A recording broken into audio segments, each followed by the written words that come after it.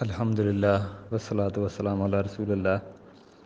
جی سود کے بارے میں ہم دیکھ رہے ہیں کہ جو سودی تجارتیں ہیں جس میں کون کون سی ایسی چیزیں ہیں جس میں سود کی شکل پائی جاتی ہیں۔ یہ ایک اور چیز ہے جس میں یہ کہا جاتا ہے، جیسے موبائل چارج ہم کرتے ہیں 100 میں سے ہم اگر 100 کا ہم لوڈ کروا رہے ہیں تو یہ 84 یعنی کہ آ رہے ہیں پیسے، ٹھیک ہے نا، 84۔ تو اس میں کیا رول ہے؟ 100 کے بدلے میں جو ہمیں مل رہا ہے وہ ٹاک ٹائم مل رہا ہے، یہ شکل جائز ہے۔ جیسے 100 کا آپ نے لوڈ کرایا ہے اور آپ کو 84 روپے مل رہے ہیں، تو اس میں کیا ہو سکتا ہے کہ وہ آپ کو ٹاک ٹائم دیتے ہیں، ٹاک ٹائم سمجھ لیں جیسے کوئی پروڈکٹ ہے، ٹھیک ہے نا۔ تو یہ ایک پروڈکٹ ہے سمجھ لیں، تو یہ 100 روپے میں وہ 125 بھی آپ کو دے سکتے ہیں، یہ ٹاک ٹائم ہے۔ تو یہ شکل جائز ہے، یہ ایک سروس ہے۔ جیسے کوئی کپ خرید رہا ہے 100 میں سے 100 روپیہ دے رہا ہے، کوئی کپ خرید رہا ہے، تو اسی طرح یہ ٹاک ٹائم آپ کو ملتا ہے، پیسے نہیں ملتے، ٹھیک ہے نا۔ پیسوں میں تو برابر برابر والا رول ہے، یہ آپ کو سروس مل رہی ہے، منٹ کی سروس، منٹ ملتے ہیں آپ کو، آپ کال کرتے ہیں، تو ایک سروس ہے، یہ جائز شکل ہے۔ ایک اور چیز ہم نے پیچھے دیکھی تھی کہ سونے کے بارے میں، کہ سونے کے بارے میں رول ہے کہ جب آپ سونا خرید رہے ہوں یا بیچ رہے ہوں تو چیک سے نہیں لے سکتے، چیک پہ نہیں لے سکتے، کیونکہ یہ سمن ہے، سمن ہے، مسمن نہیں ہے، چیز نہیں ہے، سمن ہے۔ پیسے کی اس پہ حکم آئے گا جب پیسے کا، کہ جیسے پیسے میں برابر برابر والا رول ہے، کمی پیشی نہیں ہے، تو اس میں بھی یہی شکل ہے کہ سونا جب آپ بیچیں تو چیک سے نہ لیں، نہ چیک پہ دیں، نہ کریڈٹ کارڈ سے لیں، نہ انسٹالمنٹ پہ لیں۔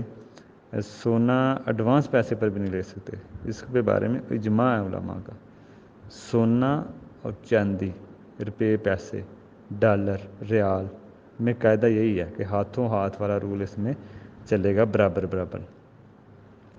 لیکن جو باقی چیزیں ہیں مسمن ہیں، اس میں پوری اجازت ہے کہ آپ جس طرح مرضی اس کو خرید و فروخت کریں، لیکن سونے میں یہ رول بھی ایک ذہن میں رکھنا چاہیے۔ اس میں ایک اور چیز ہے کہ جب سود نام بدل کر آتا ہے تو اس کو بعض کا سمجھنا بڑا مشکل ہوتا ہے۔ مثال کے طور پہ کوئی بندہ کہے کہ میں 1 لاکھ دیتا ہوں، مجھے 10% دینا ہوگا، فکس کر لے، تو کیا یہ غلط ہے؟ یہ نہیں، دیکھیں یہ ٹھیک نہیں ہے، یہ ٹھیک نہیں ہے۔ بندہ یہ کہے جی میں 1 لاکھ دے رہا ہوں اور 10% مجھے چاہیے، اس کے اوپر 10,000 چاہیے یا 10% چاہیے، تو یہ پر شکل صحیح نہیں ہے، کیونکہ پتہ نہیں ہے نفع ہونا بھی ہے کہ نہیں، اور وہ نقصان میں بھی شریک ہو، پھر جائز ہو سکتا ہے۔ وہ یہ کہے کہ میں 1 لاکھ دیتا ہوں، نفع نقصان میں شریک ہوں، اور جو بھی نفع ہو اس کا 10% یا 5% یا 3%، نفع کی پرسنٹیج جائز ہے، پیسوں کی پرسنٹیج سود ہے۔ تو یہ بھی پتہ ہونا چاہیے کہ بعض کا تو نفع کا ہم نام دے دیتے ہیں، انویسٹ کیا اور اتنا میں نفع لوں گا، تو وہ ہوتا بعض کا سود ہی ہے، کیونکہ پیسوں کی پرسنٹیج سود ہے۔ نفع کی پرسنٹیج آپ طے کریں، نفع میں 10% ہوگا تو یہ ٹھیک ہے۔ تو اس لیے یہ سود جب نام بدل کے آتا ہے تو یہ بعض کا نفع کا نام دے دیتے ہیں ہم، بچت کا نام، لیکن وہ سود آ رہا ہوتا ہے۔ تو یہ اس میں مسئلہ ہے۔ اگر کوئی نفع پر آپ کو پرسنٹیج دیتا ہے 10%، تو یہ ٹھیک ہوگا، اگر پیسوں کے اوپر سے وہ آپ کو دیتا ہے تو وہ برل مسئلہ ٹھیک نہیں ہوگا۔ اسی طرح سود جب نام بدل کے آتا ہے لیٹ فیس کے نام پہ، مثال کے طور پر اگر کوئی 5,000 روپیہ دیتا ہے انسان کو، اور وہ کہے کہ اگر آپ نے مجھے جیسے 5,000 کسی نے دیا ہے، اور یہ بھی ایک شکل ہو سکتی ہے، تو وہ 5,000 کا یعنی کہ کپ ہے، 5,000 کے مہینے کے کپ دیتا ہے ادھار پہ، کہ یہ 5,000 روپے کے کپ دیے میں نے آپ کو ادھار پہ، 1 ماہ کے ادھار پہ، ٹھیک ہے نا۔ لیکن اگر آپ نے 1 ماہ میں 5,000 مجھے نہ دیا، یہ جو کپ میں آپ کو دے رہا ہوں، 1 ماہ میں آپ نے مجھے واپس پیسے نہ دیے ان کپوں کے، جو چیز میں بیچ رہا ہوں مسمن، تو وہ آپ کو جرمانہ پڑے گا لیٹ فیس کے نام پہ، تو یہ بھی سود ہوگا۔ نام لیٹ فیس کا ہے لیکن ہے سود۔ کوئی بھی چیز آپ ادھار بیچ رہے ہیں اور کہتے ہیں آپ مجھے پیسے اتنے ٹائم پہ نہ دیے تو آپ کو جرمانہ پڑے گا، تو جیسے قسطوں والا بھی کاج کرتے ہیں، تو یہ صحیح نہیں ہے۔ اسی طرح مثال کے طور پہ دوسری شکل یہ ہو سکتی ہے کہ اگر آپ کو 1000 کا بل ہے، لیکن اگر ٹائم پر آپ نے نہ دیا تو آپ کو 1100 روپے جرمانہ لیٹ فیس کے نام پہ دینا ہوگا، تو یہ بھی سود ہے۔ جو ٹائم لیٹ پر رقم آئے وہ سود ہے۔ ٹائم آپ لیٹ کر رہے ہیں تو اس کے آپ کو پڑتا ہے۔